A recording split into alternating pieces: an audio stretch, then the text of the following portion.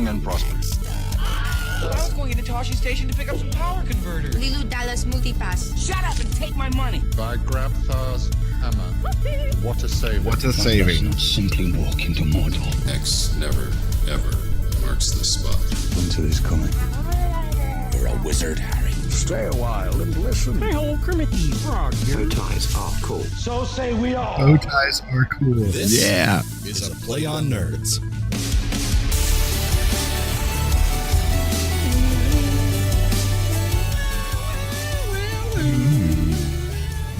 Welcome, everybody, to episode 98 of A Play on Nerds.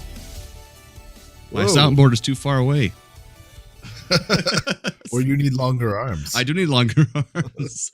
So this episode, we're going to be reviewing later on Muppets from Space. That's right. In our continuing back and forth segments of reviewing every Star Trek film to cover Jarman's love and interest in Star Trek films and all things Star Trek, and us covering every Muppet film due to my obsession with Muppets, we are now on a Muppet film, and that is the gem Muppets from Space from 1999. This is going to be a good one, folks. It is.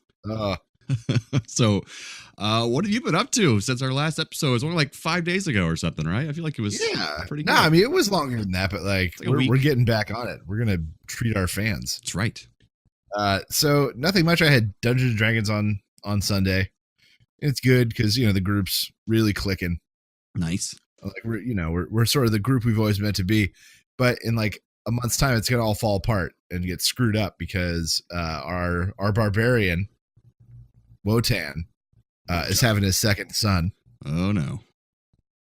And then our new guy Danny is having his second kid, like 3 weeks later. Jeez, it's gonna ruin the group. It's gonna, and then one of our other players is a contractor whose contract is up in like around the same time. Like the whole thing's gonna fall apart. It's gonna be so sad. Oh, no. I'm so bummed to watch it happen. Well, hopefully you take like the one other guy who's still left and like find new players, maybe. And who knows how long Danny and Wotan will need to be out. Is one of them the DM? No. Well, that's DM's still there. Hopeful. But it'd just be me and the druid. Just going on adventures, just you and the druid. Yeah. Just a little dwarf ninja rogue who hides a lot, and a druid who turns into bear an awful lot. That seems like a great pairing.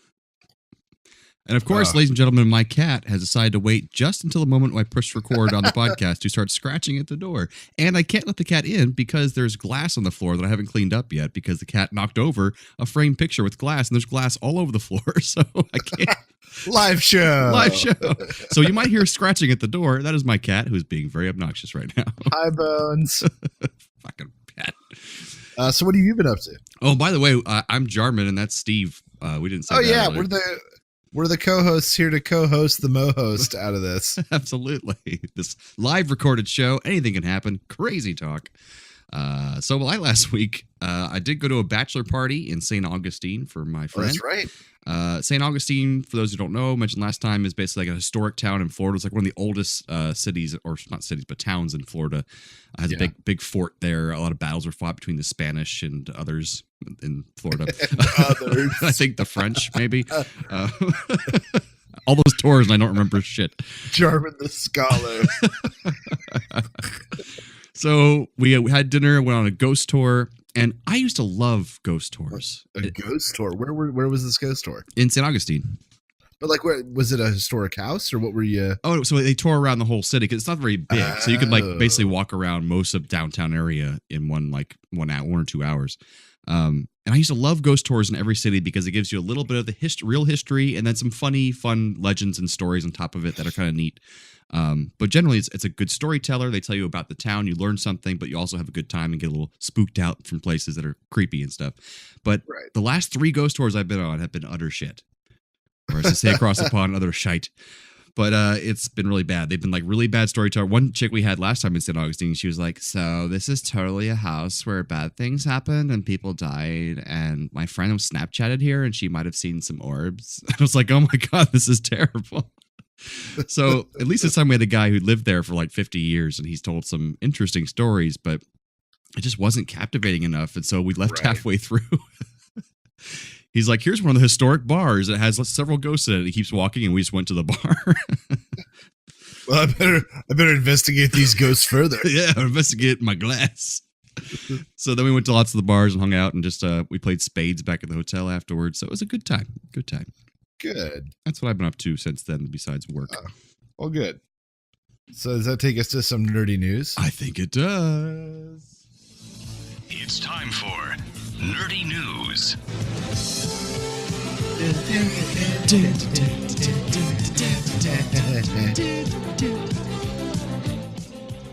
Yeah. I'm jazzed. What you got for us, Steve? All right. So this week, this isn't really nerdy, and so this is gonna be way outside of what I normally talk about. But this is so bizarre that I just had to report on it. Ghosts? No. So worse. So this week, my name for my story, as I always give a name for my story, is Barry the Hatchet Face. All right. And Hatchet Face is the name of the little cartoon mascot of the Insane Clown Posse. Oh, God. Who is a rap metal group who somehow still exists. We have a huge following. Who have a huge following called Juggalos and Juggalettes, who are just sweet folks. From what I gather, just great. They are just the most accepting, understanding, and not drug-riddled people. Who always want to get in fights at all times. Every one of their neck and face tattoos is classy. That's why they get all the jobs. All the tattoos on the parts of the body that you can't see are tasteful.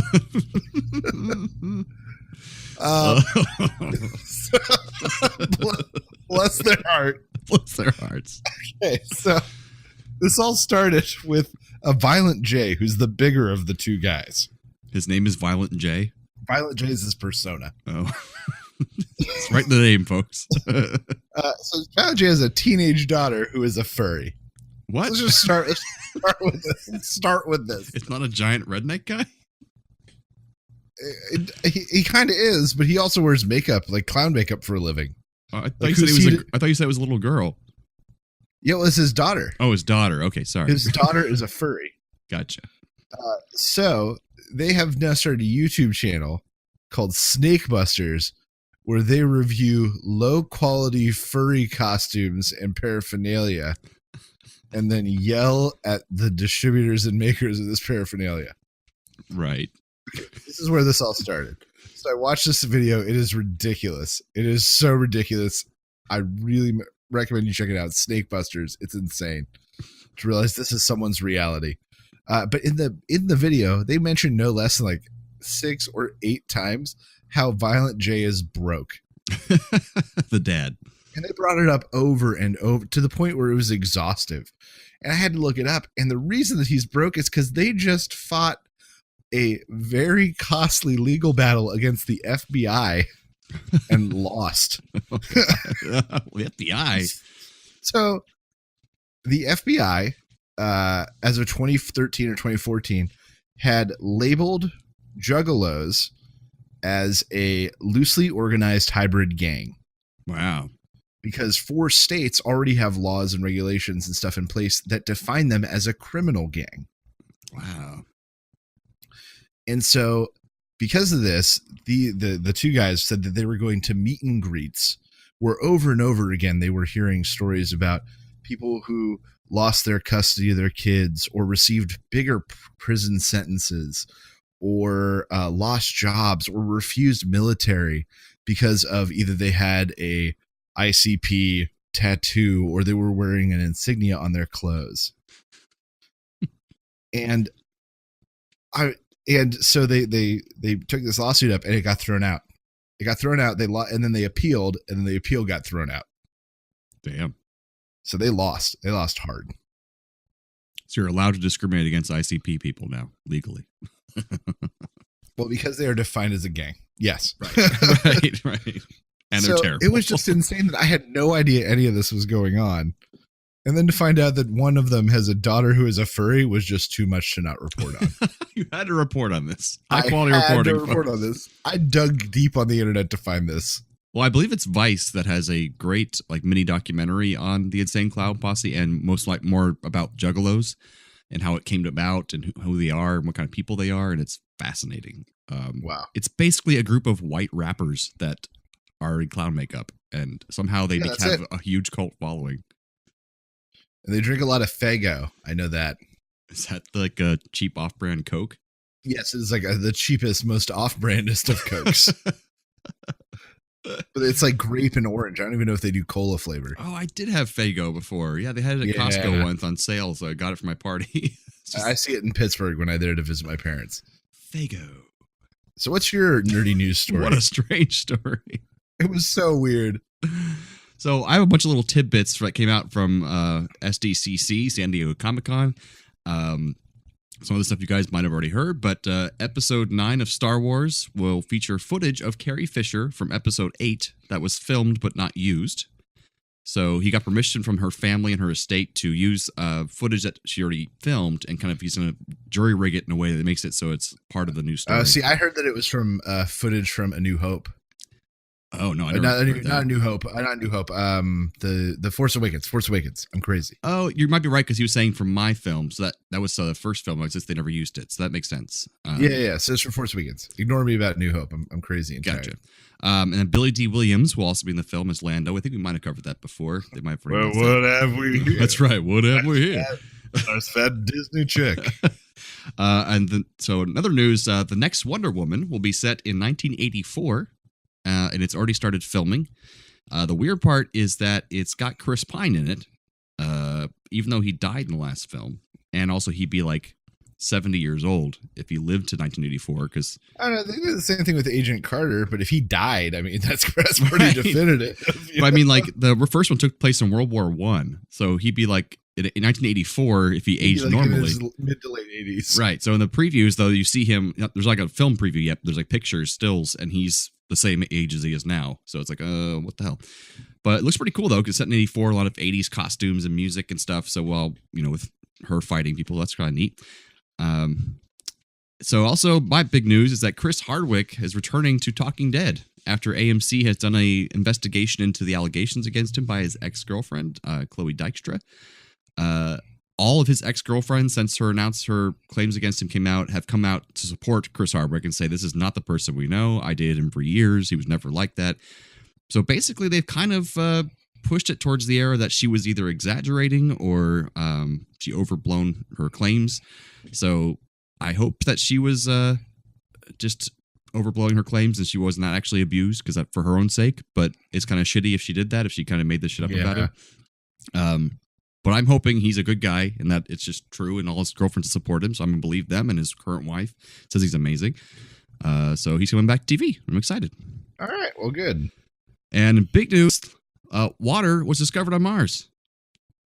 Oh yeah, is that official? I know that I saw something. It's official, but I did no research into it. So hooray! Yes. What does it mean? We don't know. So they're hoping to get the next rover. I did hear about that too. When they do send the next rover to Mars, put it in that area so that it can actually get samples from this water on Mars to see if it has any microorganisms in it, which would mean life on Mars, and that'd be extraterrestrial life officially. Wow, that's right. So that'd Holy be crap. pretty badass. That's my nerdy news. Crap. So what's you're doing some kind of strange segment here? I hear. I am Steve? doing a segment here. So the Muppet movie that we're going to discuss today. Now, mind you, I love the Muppets. It's so deep in my heart. But this is really one of their failures. Muppets from Space, I feel like in no way represents any good part of the legacy that Jim left. It feels cheap. It feels insincere. But we're going to get into more of that later.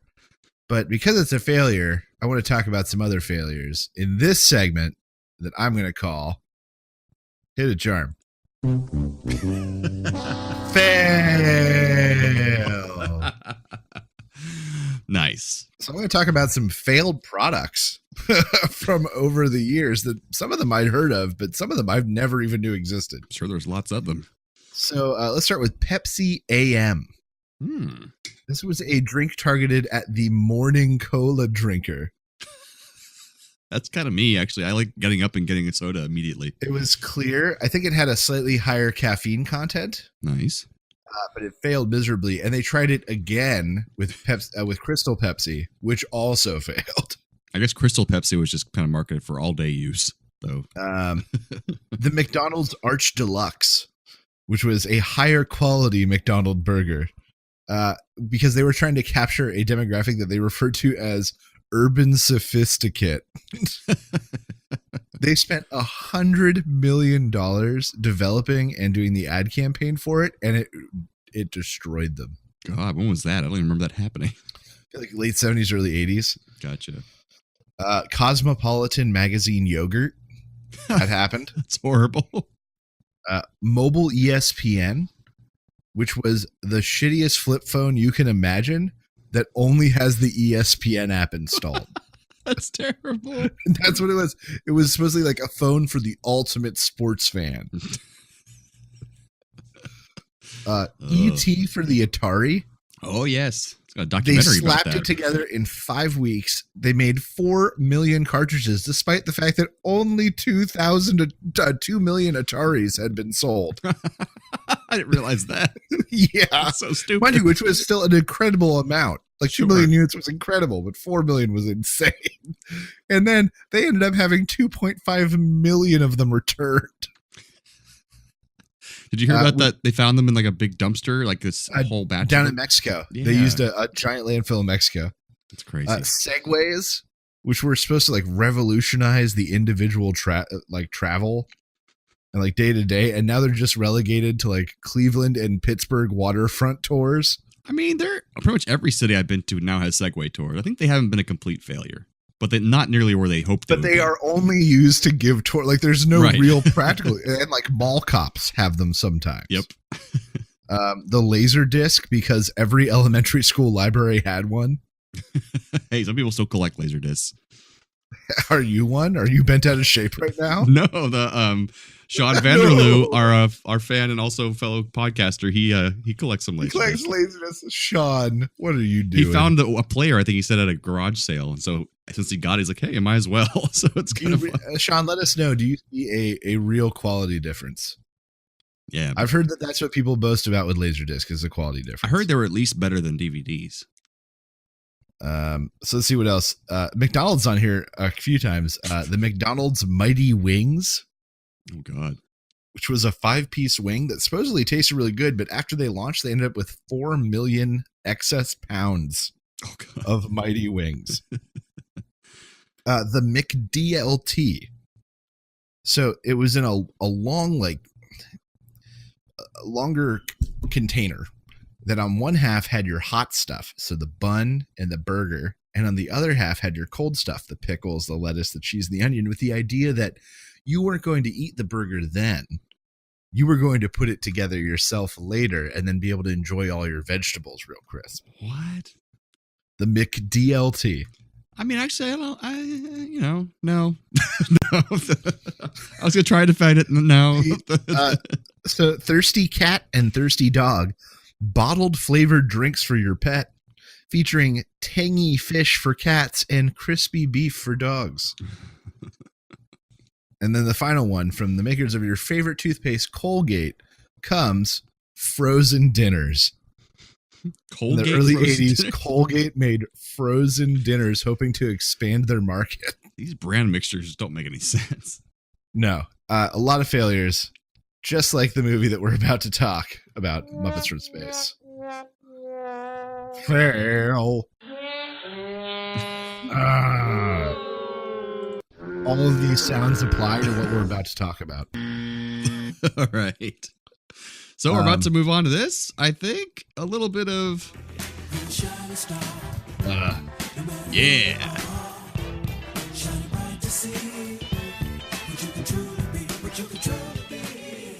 That's right, because All there right. were no musical numbers in this movie, only funk music.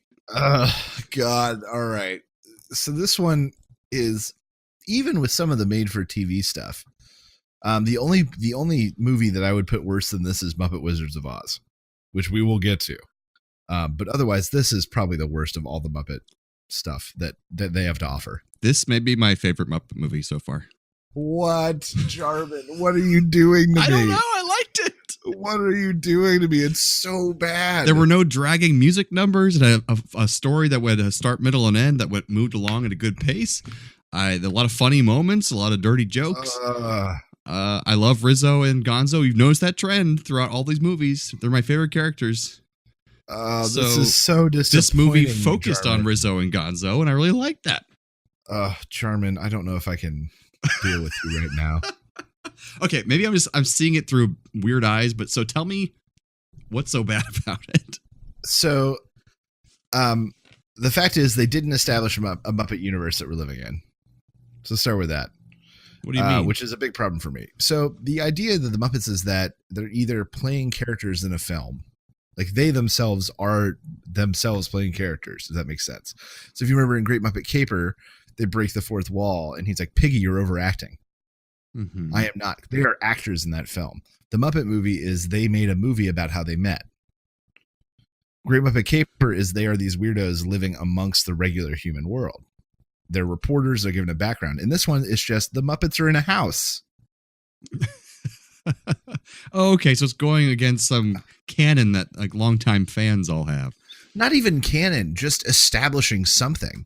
Because even, they're in the house and everyone's really familiar with herself. They show Dr. Teeth and Electric Mayhem going to do a performance. So we know that there's still a band here, but they're not famous in any way and never were famous because nobody knows who Miss Piggy is when she goes to take this low-level job at a local news station. Right. Like there's just, so from that perspective, it doesn't let you hook into the Muppets, Whereas for me, I felt it was the same as the rest of the movie. I didn't even notice that. Like it just felt like, it's another Muppet. Bastard. It's another Muppet story. That's that's like the first one they travel across country. That no one knows who they are in that one. No, but what I'm saying is that the original setup for that is they are going to view a movie that they have just made that shows how they got together. Oh, I forgot about that part. But that they are still them. That's still the setup. Right. There was a clear setup for who they are and how they were interacting in the world with each one that set up the whole movie. And this one is just they're in a house. So in the real world, in quotations, they're famous and everybody knows who they are. In theory, yes. Okay. And that is carried through in the current ones, the Muppets and Muppets Most Wanted. Right. They're like famous. This is like the one movie that drops out of that. Now, mind you, then you also have to talk about the Storytale movies, like Treasure Island and that, which are completely removed, but that's kind of different. There was a blueprint they had to follow, so it's kind of a different set of rules. Right. I imagine those being like other movies that the Muppets have made, in their own universe. Right. It's possible. Yeah. But they don't admit to that in those movies the Right. way that they do in the other ones. So I don't know. It's weird. For me, that's what gets it for me. It's the one movie that just doesn't get it right in that respect. I get that. That makes also a good point, but that doesn't make this movie bad. So tell me what makes this movie bad. On its own. You love the funk soundtrack. I hate the funk soundtrack. I did not love the funk soundtrack. That was not a part that I was really thinking about. And it wasn't even that. So a lot of fans are on this because it doesn't feature any original songs, which you pointed out. That is not my issue with this.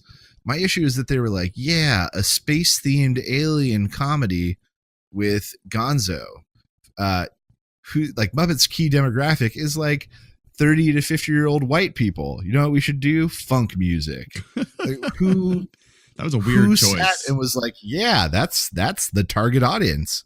Like, I'm sure you read the trivia too. It said somewhere in that they're gonna have Ween make a original song with when Gonzo's looking up at the sky, thinking about where he comes from. And they're like, actually, no, we're doing a funk soundtrack. And they offered, do you guys want to cover Brick House? And they're like, nah, we're good. We're good. See ya.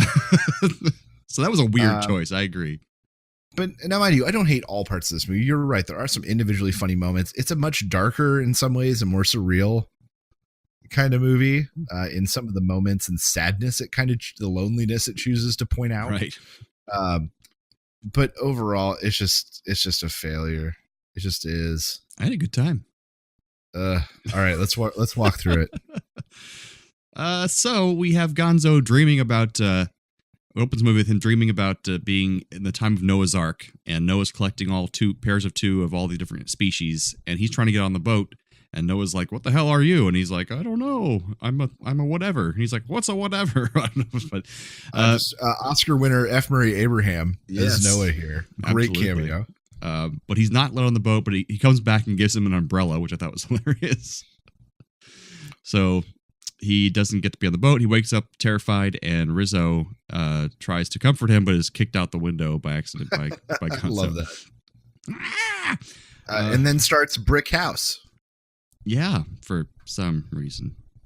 And I think that this is the exposition that I was complaining about. It was them supposed to be showing them they're all living in like a boarding house or something. Yeah, and they're all sharing a bathroom and trying to get ready, but even that didn't establish anything. It's just like, why are they all in that house together? We don't know. But right. They had a Rizzo sex dream joke that was like really blatant. I was surprised at the beginning there.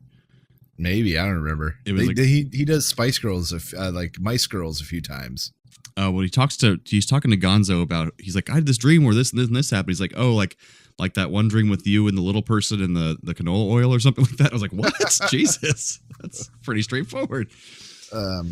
So weird musical number. We're supposed to understand they all live in this house together. Gonzo feels alone. He goes down for breakfast. He pours out his alphabet cereal and it spells out, "Are you there?" Right. And then look to the skies, I believe. Mm-hmm. So that night he goes up on the roof with this toy telescope that he got out of the cereal box, and a lightning bolt comes down, hits the weather vane, and he gets zapped. And then all of a sudden he's talking to two interdimensional fish, which I thought was very like a Monty Python-ish kind of thing. It was strange, certainly. They tell him that his people are looking for him, and that he needs to send them a message. Right. So he goes down, and Gonzo's on fire. Basically, it's still smoking and singed, and he ruins Rizzo's perfect poker hand. And takes the keys and goes to the lawnmower and mows a message in the front lawn. Now, all this time, when they first sent him a message saying, "Are you there?" They apparently put that across all the monuments across the world. So the secret Stonehenge spells, "Are you there?" And what were the other ones? Pyramids and the Hollywood sign.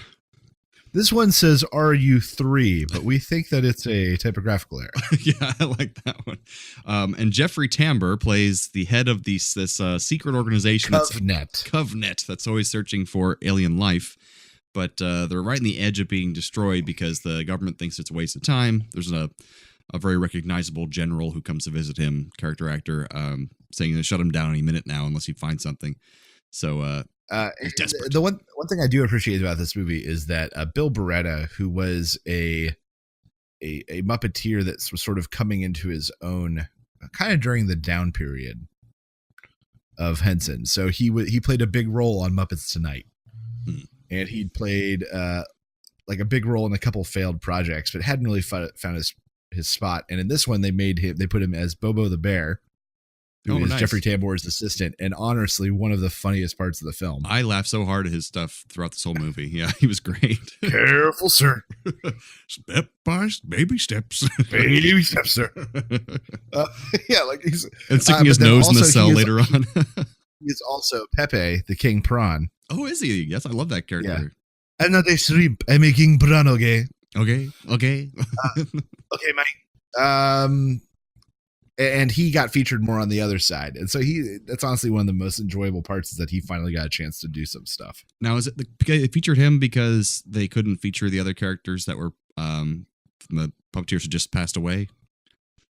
Like no, I mean, they're and, always looking to cultivate more characters. Gotcha. Because I know Skeeter and Rolf and stuff like that, they didn't feature because of like that reason, I thought. That's true, but also when they bring in new Muppeteers, they want them to be involved. It was the same thing when Steve Whitmire joined the third season of the Muppet Show. You know, he got suddenly Lips was invented for the Electric Mayhem, so he would have something to do. Nice. And who else was invented? When Fraggle Rock hit, they made him Wembley. The second lead. Those sort of things. Steve Whitmire will be at Dragon Con, which I'm going to in a month. Ooh, you should go see him. Get something signed for me, you bastard. Yeah. I'll send you money. Yeah? You want me to get something signed for you? If you will get something signed for me, I will send you money. I'll look into it. Let's look at what the price range is. Is he the Big Bird guy too? No, that is Carol Spinney. That's who it is, not Steve Whitmire. It's Carol Spinney. I would still pay to get something signed. All right. I was within 10 feet of him and Oscar like 4 years ago. Nice. Almost killed me. Okay, so back to this friggin' movie. Right. Wonderful movie. So he does the lawn, and then Rizzo and Pepe decide to like mess with him and make him build a jacuzzi. Right. They give him subliminal messages in his dreams saying, "The aliens want you to build a jacuzzi, okay?" And so he builds one. If you'll build it, we will come, okay? Okay. So he builds a jacuzzi and sets up a big party. This leads to like just a funny short moment with Salmonella, who's a monkey, and the basically Sinatra ripoff character. I can't remember his name for the life of me right now. I'd never seen him before that I could remember. The Muppets Tonight. A lot of these characters are failed characters from Muppets Tonight. It's so weird.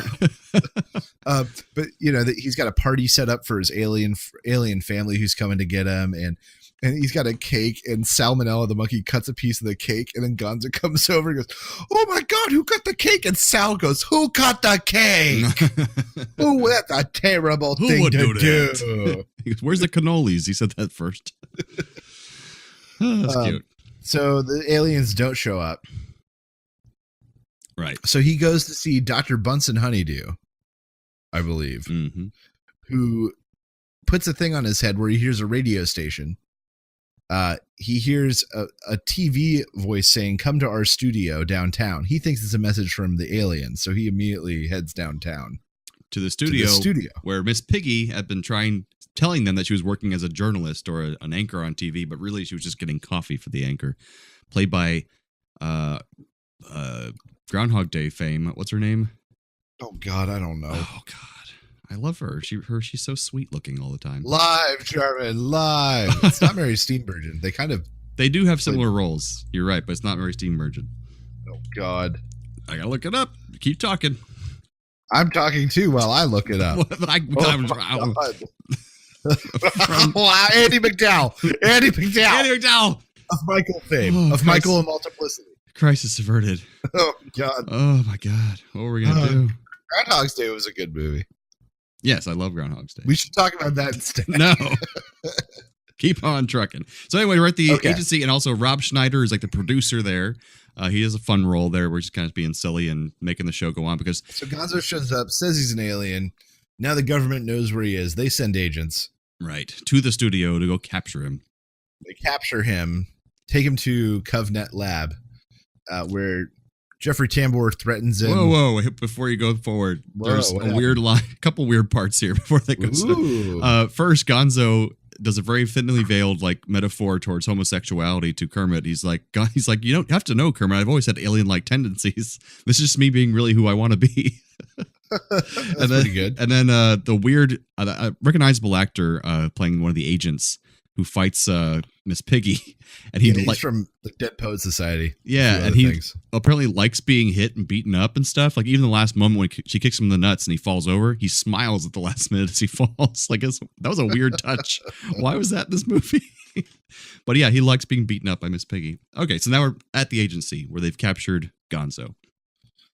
So at the agency, Jeffrey Tambor like threatens him and tells him he wants to know when his alien family's showing up. Gonzo legitimately doesn't know. They separate him and Rizzo. Rizzo goes to rat prison and honestly has what I consider one of the only redeemable parts of the film, which is the B plot of him in rat prison. Which is basically the place where they're testing rats in the facility. That's right. And you're going to run the maze. You're all going to spend some time in the maze. Played by David Arquette. David Arquette, yeah. And, you know, references to like the Birdman of Alcatraz and some other just crazy fun stuff. Oh, that's right. That was what that was. He's choosing between poison and cheese, and he goes for the cheese and gets punched in the face. and then later on, they bring it back and he goes for the poison and gets punched in the face again. Doesn't matter. Wind tunnel stuff. It's just a lot of fun. And honestly, I think like one of the most redeemable parts of the film. Well, I'm glad you like that part. Let's see what's next. Meanwhile, Gonzo is going to have his brain sucked out by like an Andy Dick monster. Yeah, Andy Dick monster. I like that description. By Andy Dick monster. So Kermit and the gang find out that he's been captured and they've got to go rescue him. So they go see Bunsen Honeydew, who acts as their cue and gives them some gadgets and gizmos. One that makes them invisible. They spray it on them with a rubber ducky. Spray the like love potion or whatever. Yeah, he gets a thing to spray to Miss Piggy that can make people do anything that she wants them to do. Right.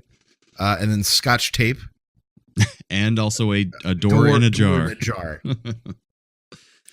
So they go and then have what I think is the most delightful cameo in the entire film, which is Ray Liotta. Oh, yeah. He was very delightful in this. Who's playing the front guard, and Piggy goes and tries to talk her way in and then sprays him with the spray, makes him do whatever she wants. And he just smiles and calls her beautiful and lets them all in. Oh, what a beautiful family. It's just real nice. And then he recaps it at the end when they're escaping. Like, oh, bye, guys, bye. And then he turns around and he goes, what is going on? There's just really... the whole building's exploding. Yeah, it's just a great cameo. Probably the best one in the movie. Yep. So they break in. They, find Gonzo, right? Oh, but the doctor who's about to suck his brains out is terrified of rats because Rizzo escapes with his rat friends. His rat friends back him up and try to scare the doctor. So then when Jeffrey Tambor's character is going to show the general that he captured a real alien, he's going to observe him from the brain-sucking room. He turns around, and all of a sudden there's mayhem going on in there, and the crazy doctor gets pushed up against the glass and says, "Release me." And it's like Independence Day. I love that. I thought that was great. That was a good reference. So the rats free Gonzo. The Muppets finally find Gonzo. And I want to point this out. This is like a fan theory, I guess, technically. So Animal now is not the Animal of old. Animal of old was like food, sex, and sleep. And he yelled woman, woman a lot and oogled and did a lot of like very manly things that would not fly in today's market. Right.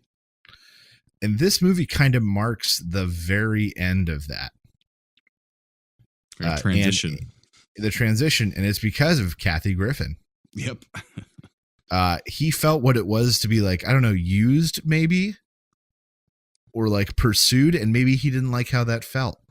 Right, because he's oogling her, chasing her, like grabbing her butt, and then... Because it changes him deep, and then, you know what? In the next movie, The Muppets, you know where he starts the movie? In therapy. Really? In anger management therapy. So, Kathy Griffin is the reason that Animal is not any longer like a misogynistic womanizer. Oh, and speaking of Kathy Griffin, I had to kick back to my news story that Chris Hardwick is back in the AMC Talking Dead. When they announced that on Twitter, she responded by saying, "Fuck off." So I'm not too happy with Kathy Griffin right now. All right. Well, I'm glad I brought her up then. But good for her, though. Yeah, so they're escaping. They use the door in a jar, and it comes out, and it's too small for all of them except for King Prawn and Rizzo. But King Prawn goes through first. The door won't open after that. And then King Prawn goes around somehow and opens the main door so they can all get out and escape and go by Ray Liotta again. Yeah, they go to Ray Liotta. He waves them goodbye. And then they're going to run off. They're all in the bus together, running away. And then Gonzo's like, I have to go to, what was it? Lake Doom? Because a sandwich. So a sandwich that Bobo brought him talked to him. We forgot to mention that. Right. A sandwich was channeling the aliens and telling him to go to Lake Doom to go meet them as they're going to land at midnight. Yeah. So they escape. They head up to this point at a lighthouse, I think. The media is somehow alerted to this and follows, and Miss all Piggy these weird calls them. Gonzo followers. Miss Piggy's there capitalizing. And Gonzo waits, and it seems like they're not going to show up. And then all of a sudden, something comes out of the sky, and it's a tiny egg that shoots a giant beam of light up into the air, bringing down a giant spaceship that has just a world of Gonzos. And Gonzagans, we'll call them. We have to mention that they passed by these two people sitting there waiting for the spaceship, and they said, "Man, too bad Dawson's not here to see this." And it's Pacey and what's her face from Dawson's Creek. That's right. It's a big show at the time. That was going to age well. And then Pepe flirts with her real bad. Right. So the aliens come. They do the one and only like sing along number celebration. Mm-hmm. Which I guess was okay, but felt like too little too late. Right. And felt unnecessary almost. Like, why is that the opening for them? It was kind of neat. It's like, what are they going to do? And they sing a song. It's like, oh, that's kind of fun. Wasn't expecting that. Gonzo's about to go with them. Jeffrey Tambor shows up. He's got a giant like alien type gun a la Men in Black. He threatens to shoot them down, but they all laugh at him. His gun malfunctions or doesn't have ammo.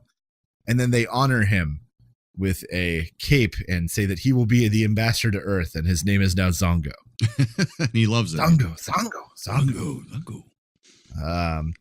And so he goes with them. Everyone says bye to Gonzo. The ship departs. Everyone's sad. And then all of a sudden the ship comes back. Gonzo comes back. He can't leave his family because that's where his home is.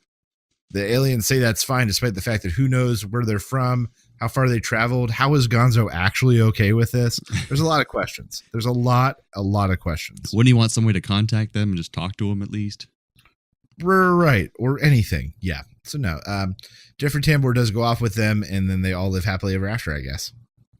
Yeah, pretty much. They go back to their house that they all live in together and wait for the next Muppet movie to come out. Just wait. Just sit. My favorite Muppet movie. I thought this. Music was a weird choice. That's a couple cameos and a couple funny moments. I felt like it was really lackluster. They re-recorded a version of I'm Going to Go Back There Someday, which was Anna and I's wedding song. And they re-recorded it in 4/4 time for the soundtrack. They didn't end up using it, but it still made it onto the soundtrack. And I listened to it, and it's real bad. Really? Does it make it sound so different too? In that different? It drags so bad. By adding that extra beat, it's just an extra beat you don't fill. I guess they just didn't need it for a reason. That's why they cut it. This was the last film that featured any Frank Oz involvement. He was busy for most of the shooting schedule. They had to do what they did on Muppet Treasure Island, where they had stand-in puppeteers. He came in and dubbed later, but this was really the last Muppet movie that he was in any way touched. So he hasn't done the new ones at all? No, not at all. Huh. Another puppeteer does most of his characters. It's like the same guy who does Fozzie and Piggy and Sam the Eagle and maybe one or two others, I think. Nice. I like the little Sam the Eagle moment at the party in this movie, by the way, where he sees a woman with her midriff showing. Staring at He's her. like, oh my God. They brought back some kind of retired characters. Ralph the dog, Scooter, and Dr. Teeth all talk in this for the first time on film, in a movie since Jim's death. Mm-hmm. So that was kind of interesting. But otherwise, I don't know. This movie is not very redeemable to me as a Muppet fan. As like a true Muppet fan, it really isn't. Okay, so maybe from a fan perspective, it's really bad, but there are much worse movies out there. This is not that bad of a movie. No. I'm not saying that it's bad. I'm just saying that in the scope of Muppet films, which is how we are reviewing this, sure. It's terrible. And from an outside perspective, I thought it was perfectly just serviceable. like Star Trek 5 and 6 aren't that bad, but in Star Trek, they're bad. I guess that makes sense. Yeah. I just like, I can't remember which one it was, though, that one of the Muppet movies that really dragged for me and I just did not enjoy. It was kind of you really didn't like Christmas Carol. Yeah. And I think you felt like the songs in the first one were too long. But I did like the first one a lot, though. Yeah. Well, I'm glad that you liked this one. I'm glad that you got more out of it than I did. Well, that's a good perspective to have. Because I did not enjoy it. And if it takes your enjoyment and appreciation for Muppets deeper, then more power to you. There you go. And I liked it. And those guys at that the other Muppet thing we interviewed before, they probably would be so angry right now. Oh, they are. I can tell you they are. That's what that is. That's Muppets from Space. Next time for Star Trek, I think we're doing Insurrection next. Yes, Insurrection, and then we'll have Nemesis, and then 2009, and then Into Darkness, and then Beyond. Oh my God. So let's go to some trailer reviews.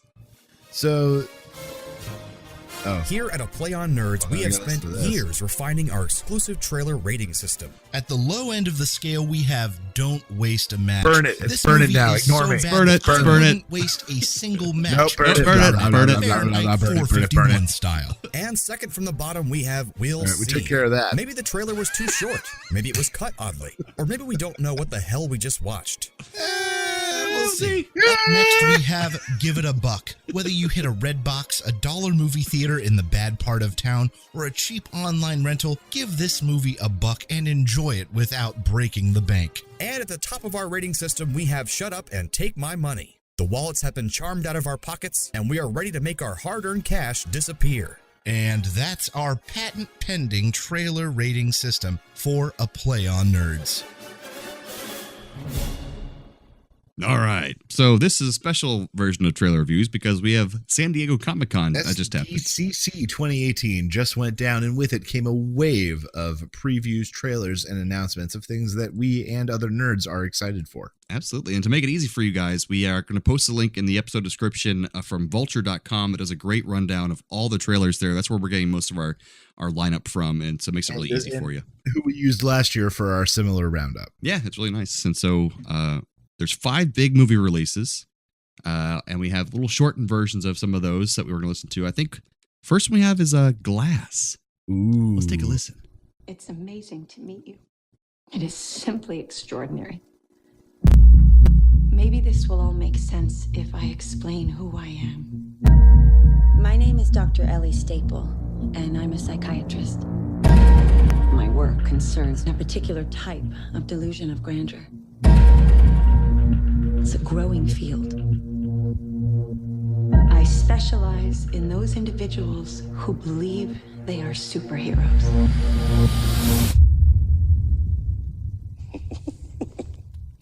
Good for you. The 3 of you've convinced yourselves you have extraordinary gifts like something out of a comic book.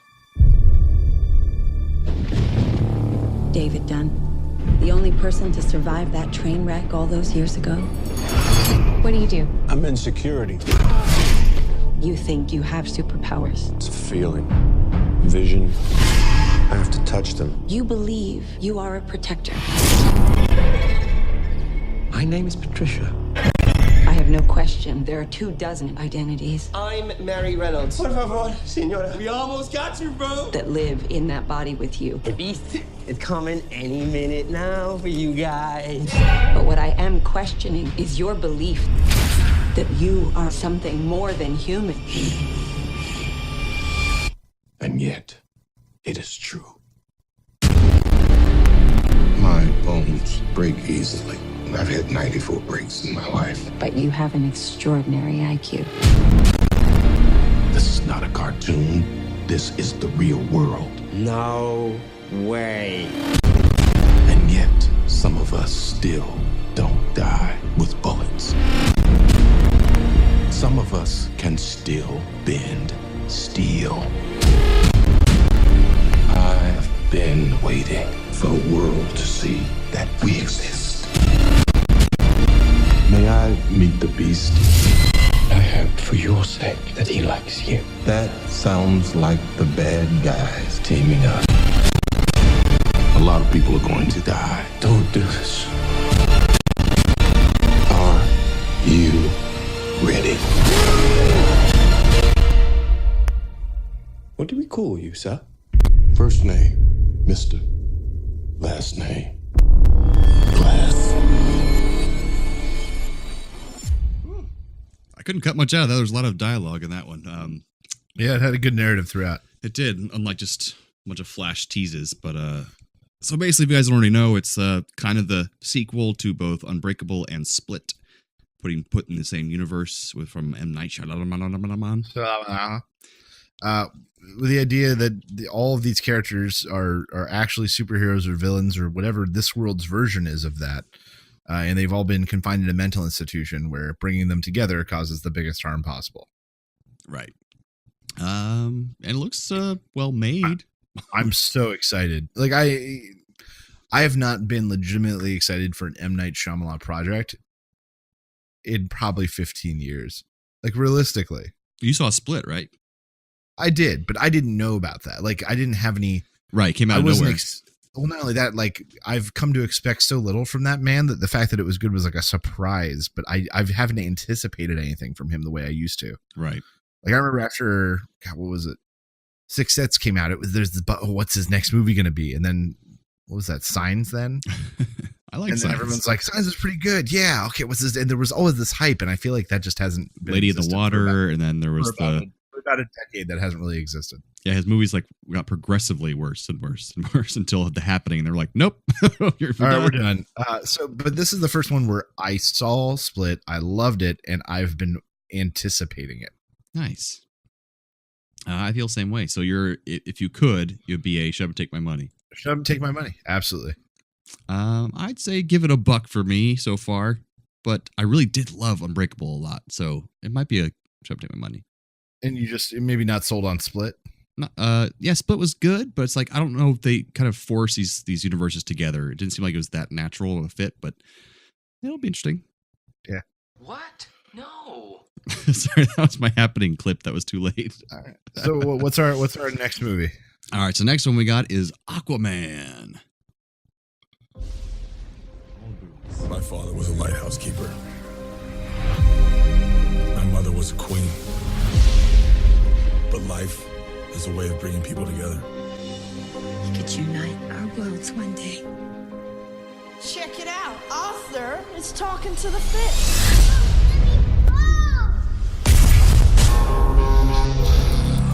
They made me what I am. Permission to come aboard. I've been looking for you. Your half-brother, King Orm, is about to declare war upon the surface world. The only way to stop this war is for you to take your rightful place as king. Trust me, I am no king. You do your best thinking when you're not thinking at all. When did trailers get so long? It's true. Might want to strap in. Welcome home.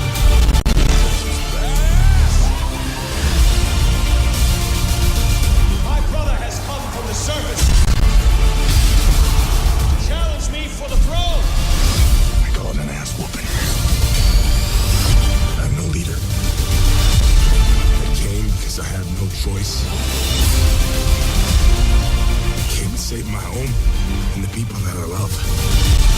You think you're unworthy to lead because you're of two different worlds. That is exactly why you are worthy. That was awesome. The war is coming to the surface, and I'm bringing the wrath of the seven seas with me. We're here. What are you doing? Wait. She never parachute. Redheads. You gotta love them. There wasn't a lot of coherent dialogue in that one, but or storyline from what I could tell. Well, the general storyline that his half brother is going to be taking over the throne. This seems like a prequel, right? To you? I think so. It has to be. Yeah. Yeah. He's already the king of Atlantis, right, or whatever. Yeah, I think he must be. But either way, that was a kind of clear story that they want to bring him there because he'll be a better ruler than this evil brother who's taking over, I guess, for Zeus or not Zeus, Poseidon or whatever. Right. But yeah, I don't think I'm gonna see this, or maybe a buck. Maybe I'll give it a buck. All right. I just don't care anymore. Like DC has lost me. Well, don't say that until we're done with trailer reviews because there's one coming up. But I know even more. But yeah, I'm just in general in storytelling, I'm tired of the reluctant hero. I think we've had it for about 400 years, maybe longer. Can we move on? Like, why does every hero have to be like, I'm not a ruler, I'm not a king, I don't want this, this power. Like, I'm no good. It's like, stop it. I don't want to be. I'm not meant to be a Jedi. That kind of thing. It's like, yes, you are. You're awesome. Embrace it. Well, that's what I like about Batman. He's like, no, I'm Batman. I'm Batman. I'm awesome. I'm Batman because I'm Batman, and I have to fight crime because I'm Batman. That's why Iron Man resonated really well too, because he was like, I'm Iron Man. It's great. It's freaking awesome. It's like, I don't know, but Tony Stark's reluctant hero too, though. You think so? Not because he makes that turn. He starts as millionaire philanthropist, greedy dick, and then realizes that he has to use his tech to help. And then the whole thing is, like Avengers plotline rests on him with Captain America, and you'll never be the one to lay down your life, Tony. And yeah, crap. I don't know. I think I like his character a lot in Justice League. Like he was one of the more lighter, more levity-inducing characters in that movie. So I think this movie has potential to be pretty fun. All right, we'll see. The guy playing the brother I really like. He's a great actor and a great singer. And the chick playing his probable love interest, she's pretty gorgeous. So I'm up for that. So I'm gonna say show up and take my money because I want to see the spectacle in theater. You let me know how it is. I'll say give it $1 and wait a few months. So going from reluctant hero to hero fully embracing his powers, we have Shazam in the DC universe as well. You've run from foster homes in 6 counties. I can take care of myself. When you're 18, give these people a chance, because that's what they're giving you. This is Billy Batson. Make sure you make him feel at home. They seem nice, but don't buy it. It gets real Game of Thrones around here. Dude, just messing around. You look at me and you're like, why so dark? You're a disabled foster kid. You've got it all. If you could have one superpower, what would you pick? Everybody chooses flight. You know why? So they can fly away from this conversation? No, because heroes fly. What, you need your fake family to stand up for you? Hey! Man, sorry about that. Go, go, go! Grab it! Get out the way! Billy Batson, I choose you as champion. Hello? Say my name so my powers may flow through you. But I don't know your name, sir. Shazam. That demon Hanzu. Say, okay! Yeah. Shazam? This means Billy! What is happening? You're the only person I know that knows anything about this Cape Crusader stuff. Can I? Oh, yeah. That's crazy, right? What are your superpowers? Superpowers, dude? I don't even know how to pee in this thing. AM to the PM, PM to the AM. You have super strength. Can you fly? If I quit your PM, I still rock Mercedes. If I quit this season, I still be the greatest. You okay? Why are you talking? Be humble. Sit down.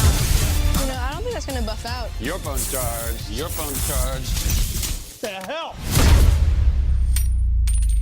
You have bullet immunity! I'm bulletproof. You're dead. Sorry about your window, but you're welcome for not getting robbed. Oh, hey, what's up? I'm a superhero. I think it seems like a lot of fun. Thank God DC finally has an Ant-Man. Yeah, that's true. But Ant-Man was more powerful than Superman. That's true. Apparently he's like a mixture of like several demigods' powers put together, and so he's like pretty freaking badass once he learns everything. Okay, I give you some credit. This one might redeem it. I probably will not still go see this one in theaters, but I will gladly give this one $1 as opposed to begrudgingly giving this one $1. Oh, that's good to hear. Yeah. I love Zachary Levi for a long time. I'd never even watched him on Chuck. He just has a great online personality, big geek supporter. Got in ridiculously good shape for this film, and then it's a great character, so I'm going to take my money for this one. Especially because I have Movie Pass, so it won't cost me anything. That's damn right. All right. That take us on to our final trailer that we're going to play today is Godzilla King of the Monsters. I promise this one is shorter. Because there's almost no dialogue, right? Yeah. Our world is changing. The mass extinction we feared has already begun, and we are the cause. We are the infection. But like all living organisms, the Earth unleashed a fever to fight this infection. Its original and rightful rulers, the Titans. For thousands of years, these creatures have remained in hiding around the world. And unless all the Titans are found, our planet will perish, and so will we. They are the only guarantee that life will carry on. Long live the king. All right. That is Godzilla King of the Monsters. Yeah. I don't know. It looks like they're going to kick up the amount of monsters. Right. It looks like there's going to be at least one big, like, mega baddie. Some kind of multiple-headed thing. King Ghidorah, I think is its name. Right. They definitely have Mothra in there, which was like a big fan favorite and one that a lot of fans were really disappointed didn't show up in the last one. Maybe Rodan as well. There's something else with a giant wingspan that looks like the head is different,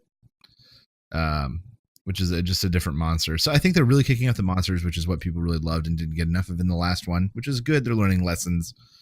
Millie Bobby Brown is so in vogue right now. It hurts. From Stranger Things. I don't know what the story of this movie is. Like, even, the plot had the trailer had a really heavy-handed narrative, and I still don't really understand what this movie is. It's basically the prequel to King Kong versus Godzilla. Is that really all we're doing? Pretty much just setting that up. I think so. That's true. We didn't see King Kong, but he could show up. I think the next film will be King Kong versus Godzilla. So he might have like a tease at the end of this movie, and that's it. Or show up in like the last 5 minutes or something. Right. And then have a whole movie of the two of them in the next movie. I love giant monster fight movies.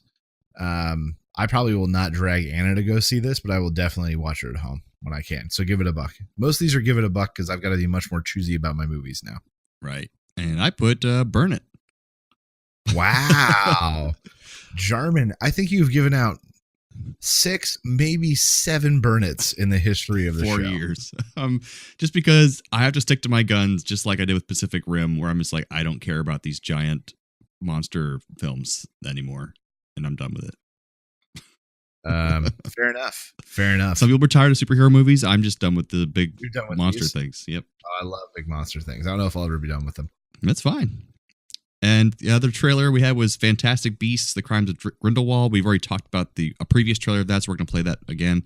But it had some new footage, more of Grindelwald. They weren't afraid to show him this time because I guess things like Johnny Depp have calmed down. Scarmander is acting as an agent of Dumbledore because Dumbledore can't act against Grindelwald. And Grindelwald is the original Voldemort. And there's animals, and I don't know. It looks pretty. I won't go see it. I put give it a buck because I did enjoy the first one. Yeah, give it a buck. If I can catch it at home, I will. Yeah, because it seems to be well made, and I'm actually looking forward to the Johnny Depp performance as Grindelwald. But despite all this crazy stuff happening with him recently, but I'm pissed that it's not a movie about Dumbledore because it should be. It shouldn't be about Newt Scamander. That's just stupid. I feel like they feel like they invested so much money into this this movie that they can't just get rid of it. They feel like they have to use these characters they've already invested money and time in. Yeah, I know. It just pissed me off. They could have made Dumbledore a central character and then had Newt and his friends as tertiary characters in the movie. They could still be there, but center it around what does this Dumbledore. movie really have to do with Fantastic Beasts or where to find them? Nothing at all. Nothing. Neither. Negligent. I'm changing it to Burn It. Yeah. I'm changing it. I'm still giving it a buck because I want to see it. So we're going to a quick rundown of the TV stuff that was released. So Walking Dead season 9. TV stuff. Holy shit. I love Walking Dead. This season looks great from the trailer. It's Rick's last season. So we'll see. So really the question all fans are asking is this the last good season? Right. Because Rick's going to be gone. So what are we going to do? Carl would have been the easy carryover, but then they just got rid of him last season. So who knows? Which makes no sense to me. They're making a time jump. You can tell. We have like the Daryl and Maggie show. Well, the thing is, they made a time jump for the season. So why couldn't they have kept Carl and had a new actor play the older Carl? That would have made so much more sense than getting rid of a central character. And then we'd be more willing to follow that new Carl if Rick died or something. Because we'd still have an investment in his character, even though it's a different actor. So why they didn't do that, I don't understand. Okay. But yeah, that happens, unfortunately. Doctor Who, Series 11. The female doctor will debut, Jodie Whittaker. This teaser does not show much of her interacting with anyone, so I can't really tell much about her yet, but it was cool to see, I guess. Yeah. Star Trek Discovery. They are on the search for Spock with Captain Pike as a main character, and it looks great. It's really funny. We talked about this exact premise when we were discussing this show a year before it existed. Did we? With 2 guests, and one of the thoughts that we had was, is it going to be the search for Spock too? Huh. After he disappears into the wormhole. Oh, after he disappears in the wormhole. Now, mind you, that's much further in the future. But then there's also, this has red dots and the red matter and the explosions in the movie. It's, I don't know. Oh, we were saying that it'd be what the idea for the show is going to be? We're right. That was going to be the show, is them searching for Spock. And now they're searching for Spock. And now they're searching for Spock. Now, mind you, it's in the wrong place in the timeline to make sense necessarily. Right. But it could be related somehow. It could be related. And when the red flashes are really what kind of set me off. Okay. This reminds me of the red matter from Star Trek 2009. That's true. I'll have to rewatch it. Keep that yeah. But yeah, I think it looks great. Beautiful show. Wonderful show. I like the idea of a new Captain Pike. That, you know, somebody that we know, somebody that you has heard referenced and seen in, I think, the new films and maybe one or two times in the old show. Right. He was in the original pilot. Yeah. But I think it's a smart way to tie it into the universe and get people invested in a new character without them having to do anything. And he looks a lot like the original actor who played him in the 60s. So that's kind of neat. He's a very square-headed kind of guy. And then in the other corner, we have the new season of The Orville, which got renewed. Woohoo! And it looks like they got a little bit more budget. It looks like they're going to try to reach bigger. Mm-hmm. It's still going to be the funny tongue-in-cheek show we expect. I'll just see if they can carry off the bigger scale they seem to be hinting at. Right. And I kind of almost wanted to stay not too big of scale because I like that we can have these two shows living together at the same time, Discovery and The Orville. The Orville feels like our old Next Generation show, and Discovery can let Star Trek move forward into the current realm of television that's like Game of Thrones and a long arc story and big budget. So I hope The Orville doesn't get too far.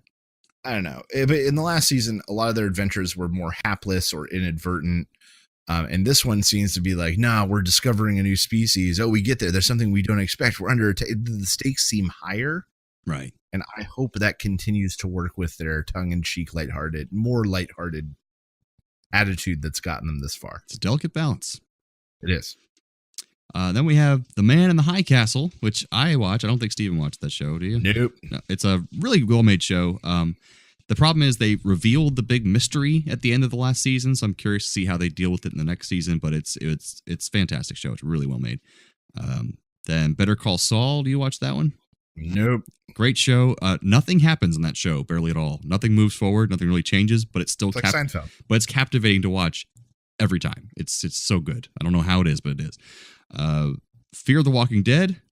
Do you watch this show? I have watched, I think, maybe season 1 and half season 2. Do you care about spoilers? No. Well, I know everyone's dead, right? Well, I was gonna play the spoiler thing first. Oh, play it. But I have to play it because even though I'm taking a long time to find it because I didn't have it already queued up. I still want you to play it. I still have to play it. Where the fuck is it? Oh, and also Snape kills Dumbledore. Is that a bad thing? Should I have waited? Does no one know that already? Or where is it? Did your wife come on a computer and delete it? No. I think she Where did. is my spoilers thing, Jarman? I don't know where it is. Oh, what does that do? Spoilers. All right, I'll get it for next time. Right. Yeah. So they all die. Over time, they've killed off almost every main character from the original part of the show, probably because of contract disputes or people want more money or they have other projects they want to work on because it's not the highest rated show in the world. But the problem is we don't have any investment in these characters anymore. They put all new people, and they did a time jump as well. So now it's in the same time period as The Walking Dead, and so it's either gonna be really good now they have a whole new cast, or it's just gonna suck and fade away. So and they're bringing over Morgan from The Walking Dead. Yeah, he's already on there from the first part of the season. Oh, I didn't even know that. All right. Yep, that's when they did the time jump and everything. So I'm curious to see where it goes, but I'm not that invested anymore because all the characters are gone. Yeah. Preacher, which I watched. Do you watch that as well? No, you've talked about it though. So good. Out of all the things talked about, these last 4 shows, watch Preacher. It's so good. It'll continue to be so. CW shows all look great. Even the Arrow, which I've been losing interest in, he's in jail now, which is what the Flash did last season. But now the Arrow's in jail, and so it seems interesting. Everyone's in jail. Yay! DC's Titans, which will be on their streaming service. What do you think of this? I don't know. I know that Teen Titans are a huge thing and are a giant merchandising opportunity and have made a ton of money in the cartoons, and they're hoping to bring some of that over. I don't know enough about them to tell this. It looks like more CW to me. It looks like more CW mixed with the dark DC universe, like just too dark. Like one time Robin says fuck Superman or fuck Batman. So I'm like, okay, geez, calm down a little bit. But all right, Robin. I don't have much interest, to be honest. Don't get your utility belt in a bunch. Don't get your spandex in a bunch. Yeah, I don't care. Yep, that's our review. I'm gonna say, like Game of Thrones style, just burn them all. Burn them all. All right, does that bring us to Radical Recommends? That does. That wraps up our San Diego Comic-Con 2018 roundup and takes us on to some Radical Recommends. And oh, there it is. Oh, you weren't ready to play it. Well, you're gonna play it now. Did you find spoilers yet? If you have the means, I highly recommend picking one up. What do you recommend I do? I recommend Pleasant. All right. That went smoothly. All right. So, Radical Recommends this week. I've got something that I've just recently kind of fallen in love with. That's I radically recommend Korean food. So Korean food's great in that it's just a lot of very simple meats, but then really what they do well is they do a lot of pickled vegetables. Mm-hmm. And garlic steeped vegetables and spicy kimchi and spicy everything else. It's all just very simple, good, clean food. And it is the only food that I ever order where the first thing I eat is the vegetables. Nice. Every time. I highly recommend Korean food. If you love pickles, you're going to love Korean food. And it was just a coincidence because I just made a bunch of Korean barbecue beef the other day. So my Instapot. Yeah. Beautiful. It's so delicious. Sesame seed on top. I highly recommend. Highly recommend Korean food. It's something I had not been exposed to until I moved out here. A lot of cool little sides and little things to taste and try, and highly enjoyable. Do you guys just have one favorite place, or are there a lot of Korean places out there? Oh yeah, I mean, if I'm recommending one specific place, in San Jose, Hom Korean Kitchen. Nice. HOM Korean Kitchen downtown, right by San Jose State, is just spectacular. Nice. Just spectacular. Has some of the best kimchi I've ever had in my life. They've got broccoli that is so garlicky it'll curl your toes. It's so good.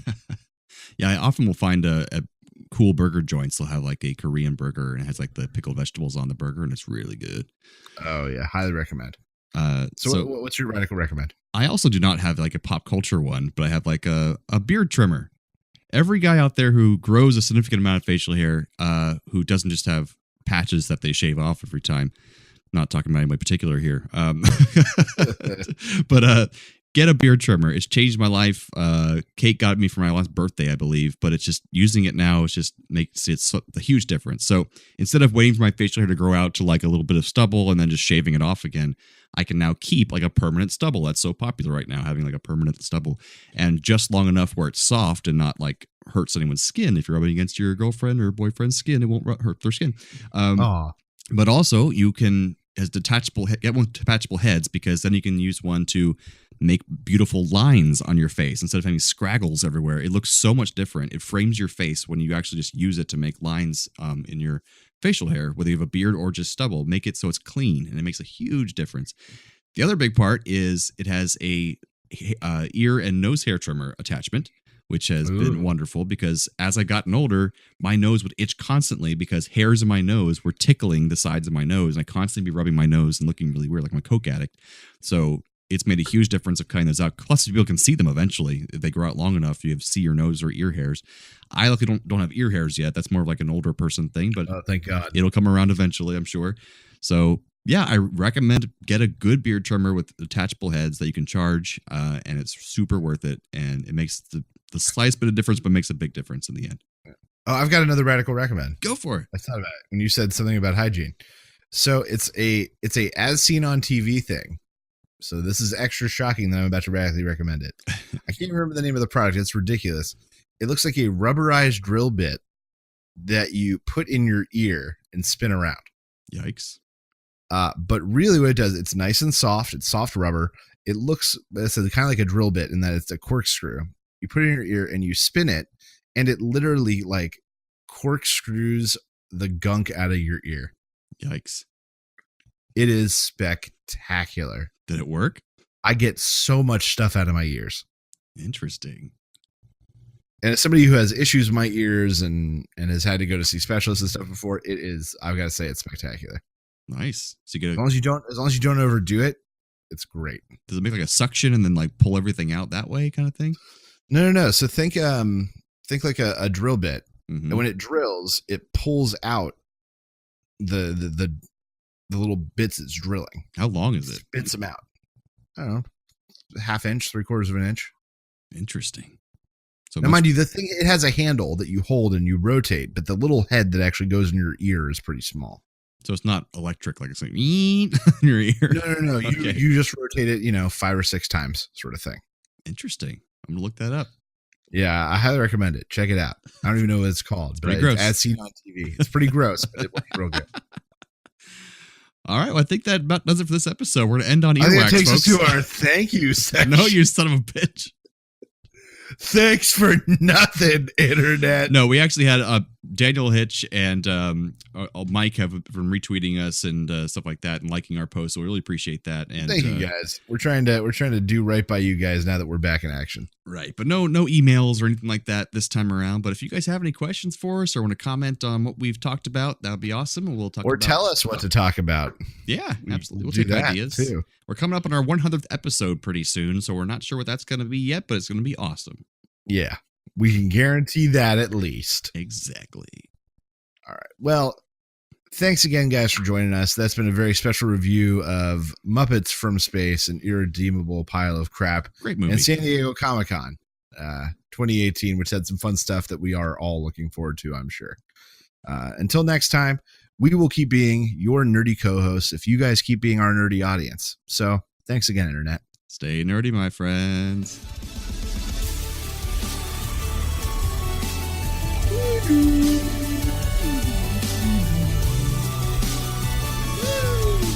Thanks for listening to A Play on Nerds. Find all of this content and even more nerdy news, reviews, and fun at www.aplayonnerds.com. Be sure to like us on Facebook and follow us on Twitter so you know the exact second we release new podcasts, articles, and other nerdy content. We know you're impatient. Subscribe to us on iTunes, Podbean, Buzzsprout, Podomatic, and whatever the hell else you use. Also, please leave us a rating and review on your chosen podcast platform so we can be discovered by even more nerds like yourself. However you do it, check us out. And how.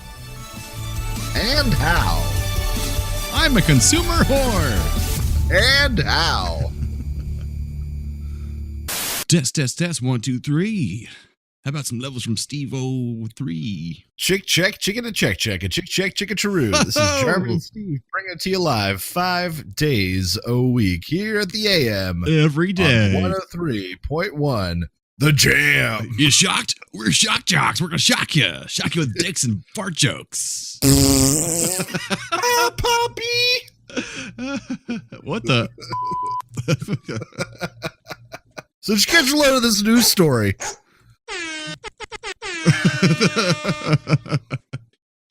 Local donut shop caught giving extra donuts away to pigs. That's right, to the police department. Oh, I said it. Ain't nobody got time for that. I don't.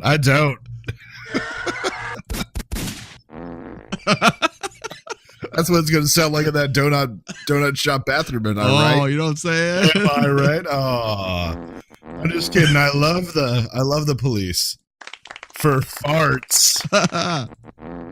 Yeah. Oh, it'd be the worst. Did you record any of that? Yeah, it's all recorded. All right.